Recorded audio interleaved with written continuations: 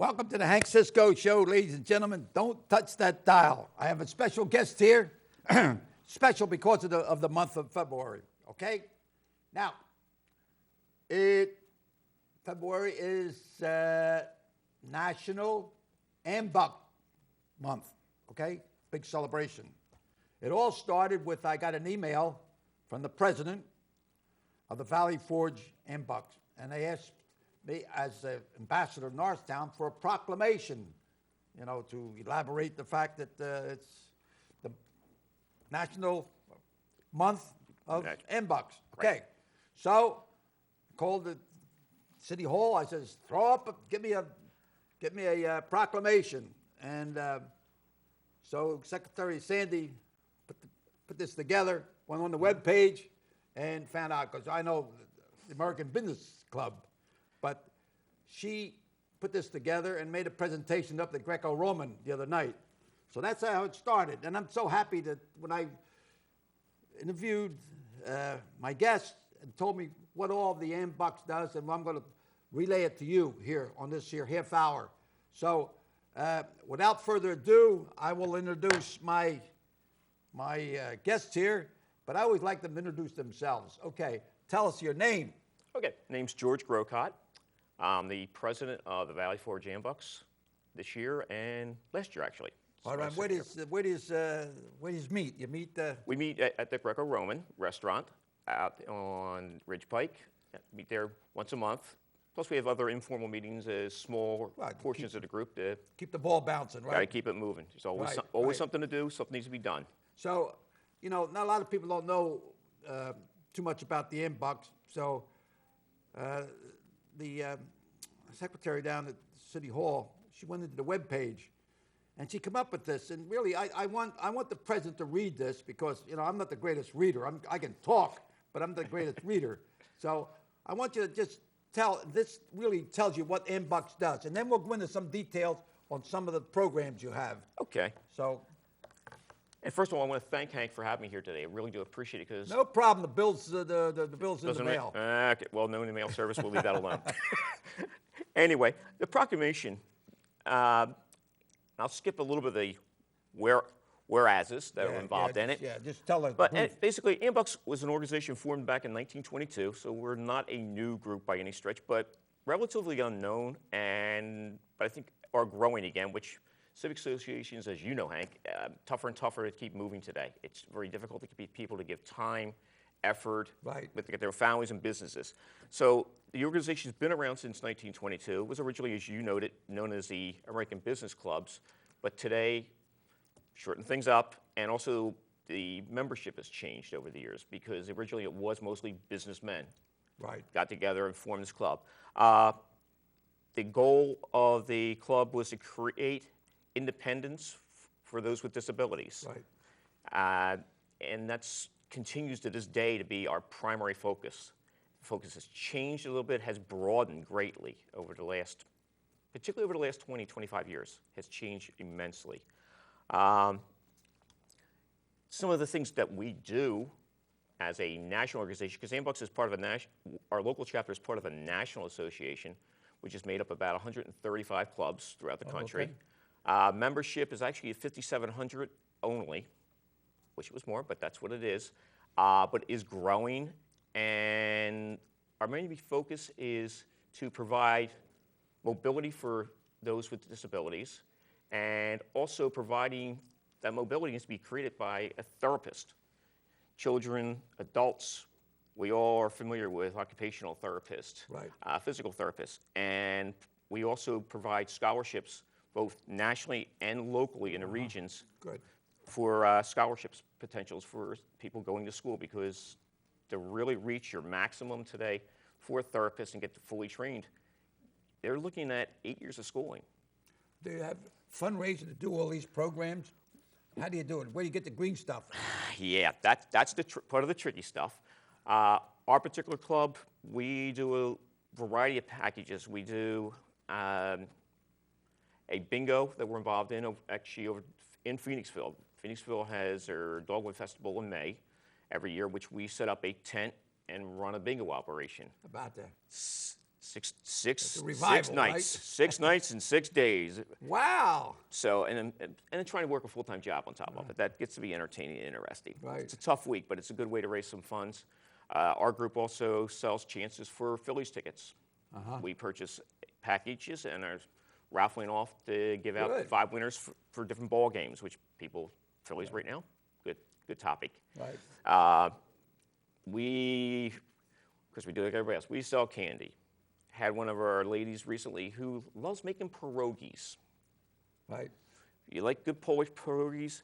This woman made them, and we actually did very nicely as a fundraiser. We picked up. We stole the idea off a church. Yeah. Do you recruit, get the new members? We try to recruit. Obviously, most of it's word of mouth, talking to friends, talking to neighbors. Nice. The organization, somebody retired or so. You're not retired, though. I'm not retired, but some of our members What are. else? What else is there? So, And then we'll go into some details on it. Okay. You got some programs you got working here. Oh yes, you got some big things coming up here in the very near future. As I said, part of the AMBUCS, the name is Americanism, Brotherhood, and Character, which I think most civic clubs gun for in a certain way. Our Americanism is actually giving back to Americans. We really try to help each other and help the community. One the hand brotherhood, washes the other. One hand washes the other, and you do it with class, you do it with dignity. A lot of people don't know how to handle or people don't want to really, a lot of times, identify with someone with a disability. Yeah. And I have to say, when I first got involved, that was tricky. It takes a little bit, it either comes naturally or you got to learn and grow into it, how you're going to handle and deal with people. Like I said, the overall organization, we just provide a lot of services and then getting ready to have, like I said, a very big event coming up in the latter part of this month. Okay, tell me about that. Yeah. Tell me you got something coming up on the 26th? 26th of this month. All right, and then what you got cooking? Okay. What it comes down to is we are connected. Our club was able to make a connection through word of mouth and conversation with people. Well, got into a discussion and have linked up with the YMCA up in Rogersford, the Limerick. They, like most Ys, and I think most people don't even realize, YMCAs are becoming more and more not just about an individual and becoming Superman. They have programs for families and children or adults with special needs, with disabilities that need assistance, and just looking for interaction of family. And up at the Y on the 26th, we will be giving out 28 specially designed trikes and bicycle-type vehicles for mostly children. All of them, in fact, this time around are between probably 2 years old, believe it or not, up to almost 21. And and the people are going to be coming in from this area, some over in Jersey, believe it or not, coming in, because they have to apply to receive the trikes. To take care of them, right? Correct, yeah, that all goes through therapists. They have to be checked out, measured, and make sure that these specially designed trikes for these people are what they need to help them. Right. Now let me say that before the show started, I asked you if you're retired. Right. And you said, no, I'm not retired. No. I retired 2 jobs. Let me see. I retired boxing. I retired professional referee. I retired Norristown policeman. I retired in the Montgomery County District Attorney's Office. What else? Well, whatever. Now I'm the ambassador of Norristown. I was so happy to be able to get this proclamation for you. But you have not retired, and you have a very interesting occupation, I guess you would call it, right? Yep, it's a job someone's going to do. Tell me what you do. I work for an engineering... I'm going to get this clear now so people don't get all mixed up. Yeah, I work for an engineering company, which does... An engineering company?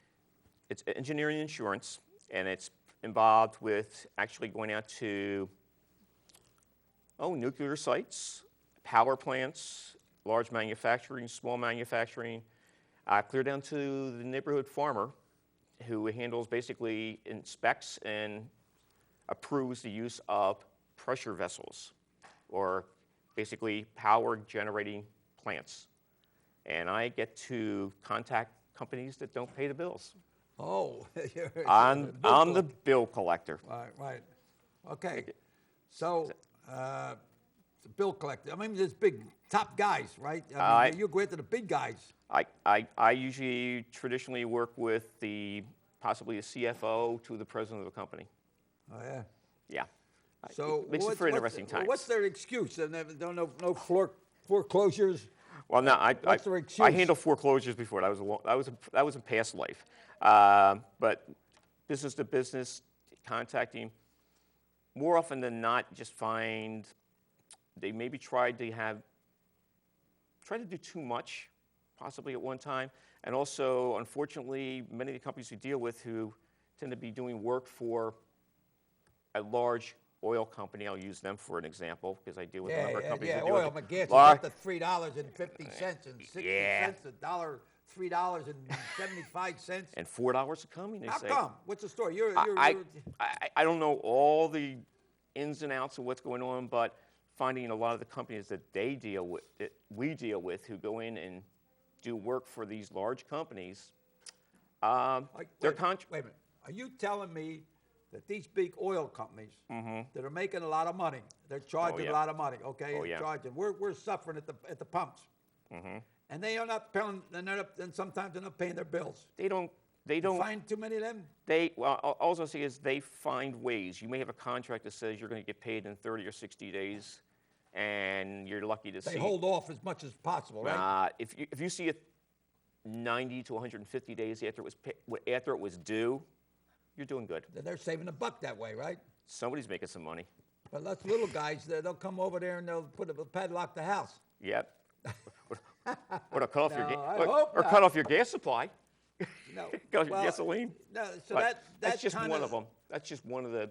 Does that items. affect the economy the way it is? I'm not a big politician and an economist or anything like that. But what's a scoop? I don't know how What's your opinion? My opinion, and it's strictly my opinion. Obviously, it doesn't help because people don't have money to spend. So if a larger company particularly, holds off paying the local man who did has to come in and repair what they don't have people to repair, they got to keep waiting for their money. You're still going out and have to service other people, and you have to pay your bills. Right. You're not getting the bills. You don't have the money to pay. It definitely slows down cash flow. That's when you go It down. sure cuts down cash flow. If you don't have the money in your pocket, you can't spend it. Or if you do spend it, you're going to run it up on your credit card. Then you get to pay the interest on it. Well, So what happens when they don't pay? What kind of punishment or what kind of discipline or whatever you want to call it? What happens? Did you keep sending letters? we don't send. You can't put. You no. can't put people in jail for not paying their bills, right? No, but you can stop servicing I them. think it was St. Anthony is the one that come up with that. He was a lawyer, and I understand way back in the primitive days that they used to put people in jail for not paying their taxes, and I think they do it now, though. The income tax, I think that's part of your prison, paying the income tax. yeah, the income tax. But no, But not paying their bills. it- Something they buy, you can't put the guy in jail. No, You put a lien against him or but anything like that? we tend to the company I work for, we are one of only a couple in the country to do what we do, and you certify work that we do, and it's accepted nationally and internationally. So they don't pay us, we can stop servicing them. If we stop servicing them, What do you mean by stop now? You stop service. What do you mean by that? we may stop sending out our people to approve the work they've done, which they can't You're sell sort the of work. an inspection?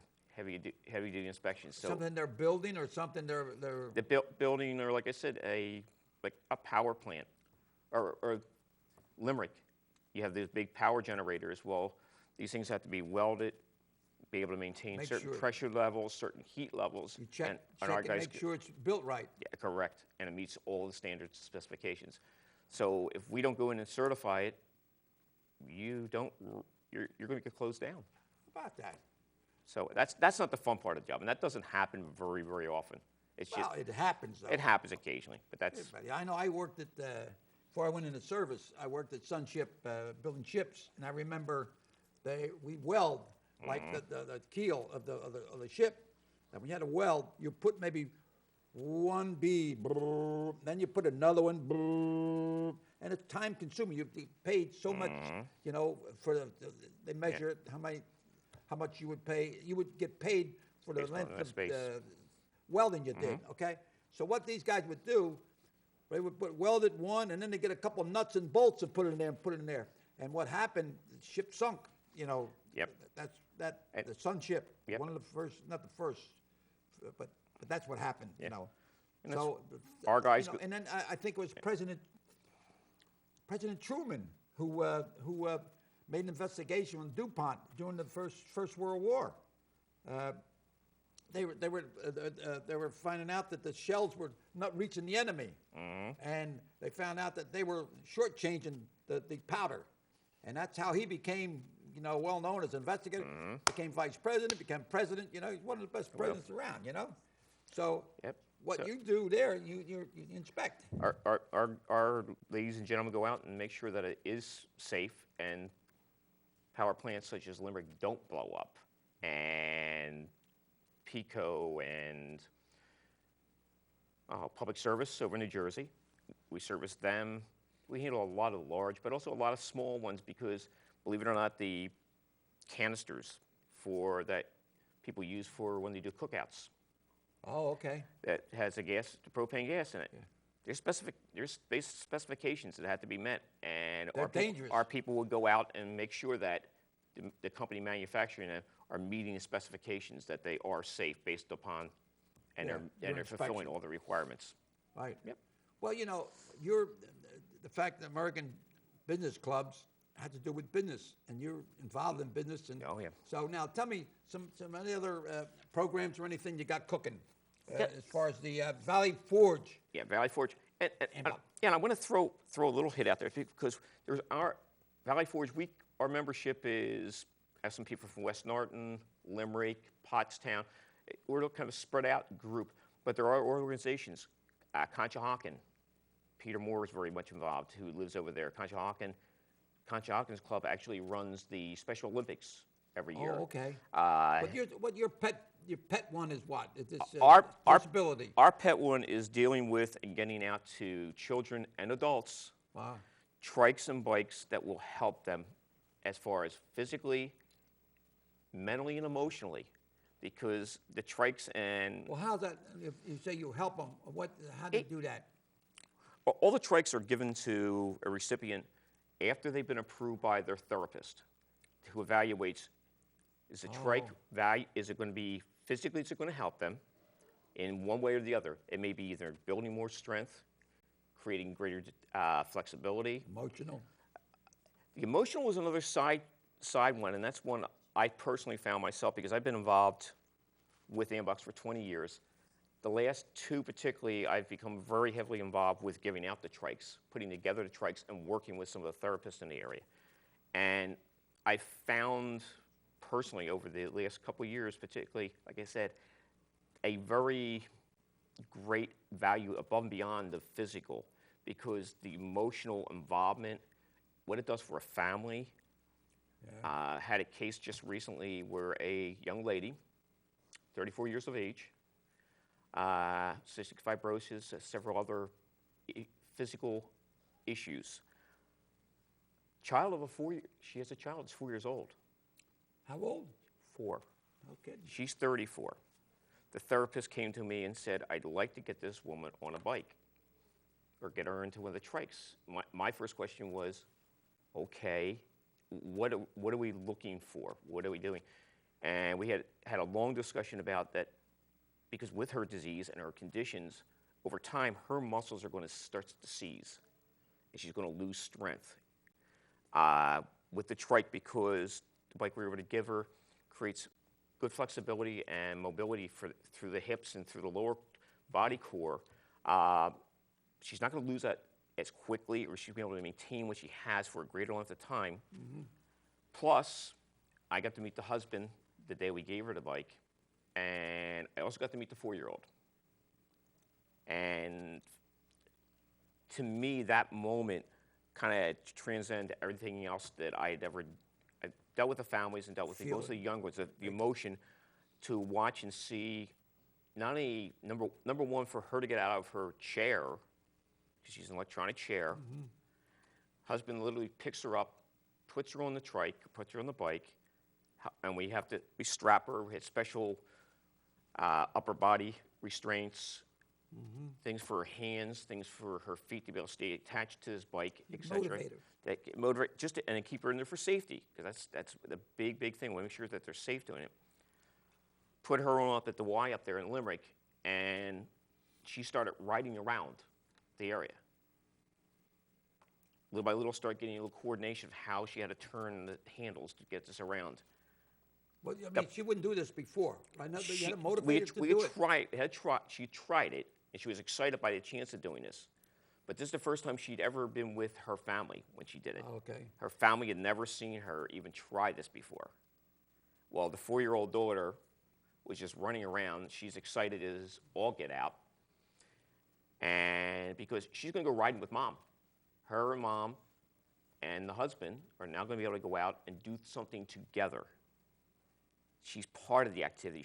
Everything isn't based around her to do something where they have to take her someplace. She's able to ride the bike, control the bike, right. and she's going to be able to do it with her 4-year-old daughter and her husband.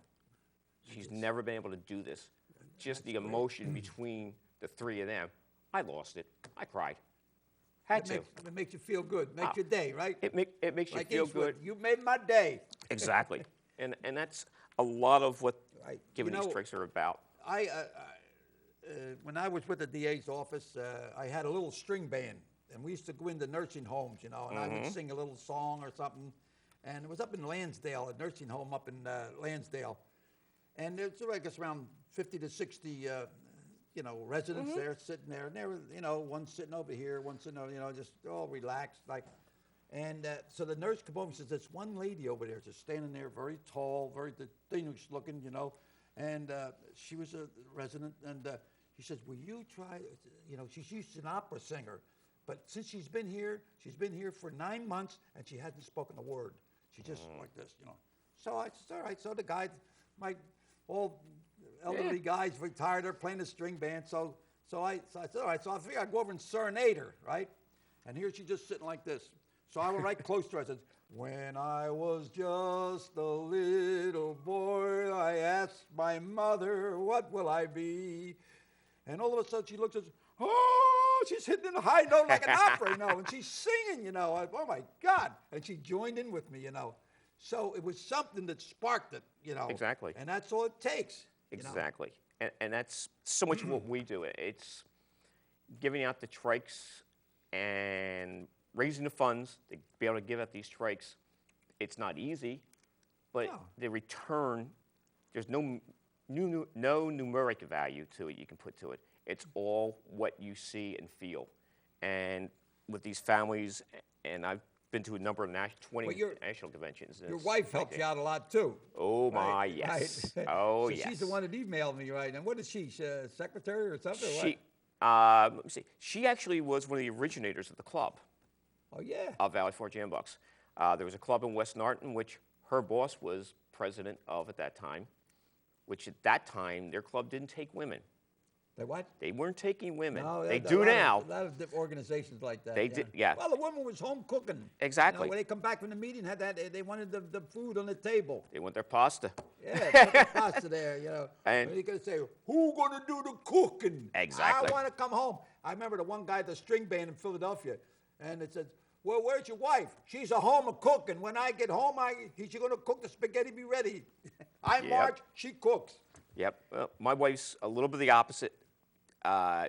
She does feed me. She does feed me still, most of the time. But yeah, she's been involved with the organization over 20-some years. Like I said, she was one of the starters of the club. Great. And she's local too? Yeah, she was actually born and raised. Oh yeah. She's in, Carfagno. Which Carfagno? Is it Dr. Carfagno? There was Carfagno's Franny and etc. with the car dealership. Her father was part of that Carfagno clan. Yeah. And her mother was Biscotti was the last name, which used to have from old Bridgeport. Yeah, Biscotti. and Biscotti Motors up the street here on Ridgeway back when. Yeah. Biscotti. They had a place on Ridge Pike. They had a little repair shop on Green Street too. Oh yeah, I'm very familiar with the family. So this means that a lot. Now, tell me some of the past things that you recall. Some of the things that we do besides just giving out trikes. You send an email out, right? We give scholarships out. Yeah, each month we have a newsletter that goes out to our members, similar to the individuals, the therapists that we've dealt with over the years. Also the families that we give the trikes to, because we like to let them know that we're still there. We're still doing more. Right. And now and then they do come back and we get to see them and interact with them, and they tell us what has happened with their children and how they're doing, which that's always kind of rewarding too, because you get to find out what they're up to, where they're going to. We've given a couple of local scholarships or helped support some local students that were attending. Arcadia has a big therapist program that's actually becoming very nationally known. I didn't realize how well they were becoming well known.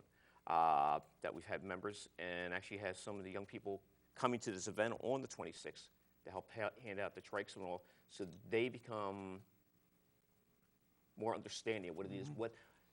It's one thing to be sitting in a classroom, and it's another thing to actually have to get down face to face and deal with the family and deal with that child or with the adult, because that's another new part that we're getting involved in, because dealing with military coming back from overseas. Right. A lot of these guys coming back disabled, and you can respect it more than probably all of us, and anyone that's ever been in the military. I want to say this. Our time is up, but I just want to get this in, that when I got the email that you wanted me to get a proclamation, I looked at the web page, and I says, I want to do something. I called Stan Husky, and I says, look, I'm going to make a presentation. Can you go up and take a photo? They sent a photographer up there to go. The picture will be in the newspaper. And then I says, I want to, and I called John Doyle. I said, John, I'd like to have them, the president of AMBUCS come here. I want people to know what they're doing, and it's the national. So we slipped you in for the month of February. So you're helping people, and I'm only too happy to help you. Well, so appreciate it. I want to thank you very much. Thank you for allowing me to be part of it, helping you out, So any and all help we appreciate, believe me. Well, you're going to have anything, ladies and gentlemen, thanks a lot for allowing us to come into your home, and I hope you got something out of this, what we were talking about. There's a lot of people helping people, so when you get an opportunity to volunteer, to help out in some way, don't hesitate. So until we meet again, keep bobbing and weaving, and may God bless each and every one of you, okay? So, grazie, okay? Thank now you, we'll say sir. a little bit, here's to your health. Water's up. Right? Thank you.